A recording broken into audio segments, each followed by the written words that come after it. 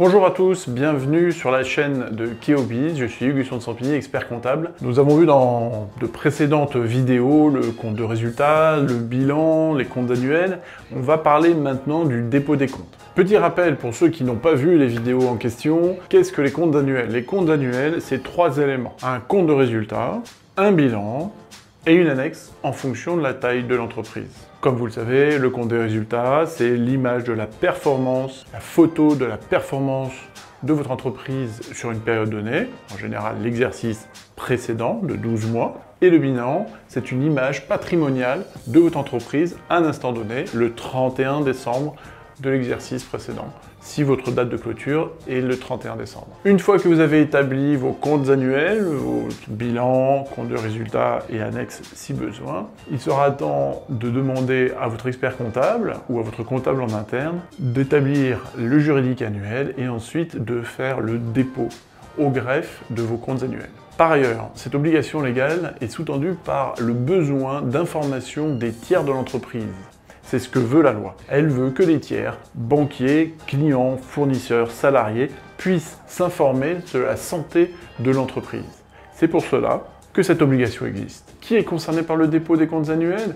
Toutes les sociétés commerciales, globalement, SARL, SAS, SA, EIRL. Les sociétés qui ne sont pas concernées par le dépôt des comptes annuels sont, elles, les sociétés individuelles, les auto-entrepreneurs, les SCI sous certaines conditions. Comment et quand déposer ces comptes annuels? Pour cela, il y a 3 étapes. La première, finaliser vos comptes annuels avec votre expert comptable. La seconde, réunir dans les 6 mois de la date de clôture de votre exercice les associés afin de réaliser votre juridique annuel. Juridique annuel étant les décisions d'affectation du résultat et un certain nombre de résolutions. Troisième étape, déposer sur le site de l'INPI vos comptes annuels. C'est une opération un petit peu délicate, coûteuse. Attention, si vous vous trompez, vous risquez d'avoir des frais de redépôt de vos comptes annuels. N'hésitez pas à vous rapprocher de votre expert comptable qui fera cette formalité pour vous. Bien entendu, c'est une obligation, vous avez donc un délai pour faire ce dépôt. C'est 2 mois après la date de l'Assemblée générale. Parenthèse importante. Si vous souhaitez la confidentialité de vos données, vous pouvez la demander. Cela dépendra de la taille de votre entreprise.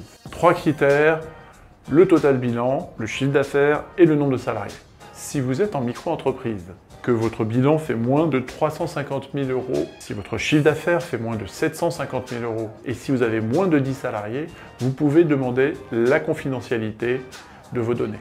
Si vous êtes une petite entreprise, que vous avez moins de 4 millions de total bilan, moins de 8 millions de chiffre d'affaires et moins de 50 salariés, vous pouvez demander la confidentialité uniquement de votre compte de résultat.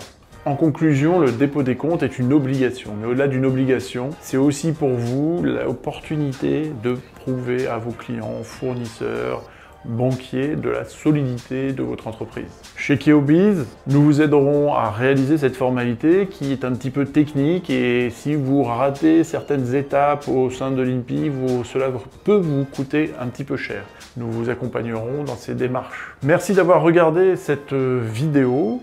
J'espère que vous avez mieux compris ce qu'était le dépôt des comptes. Si vous avez des questions, n'hésitez pas à les poster en commentaire, à liker cette vidéo, à vous abonner à cette chaîne Keobiz qui est dédiée aux entrepreneurs et à la vie de l'entrepreneur. À bientôt et merci.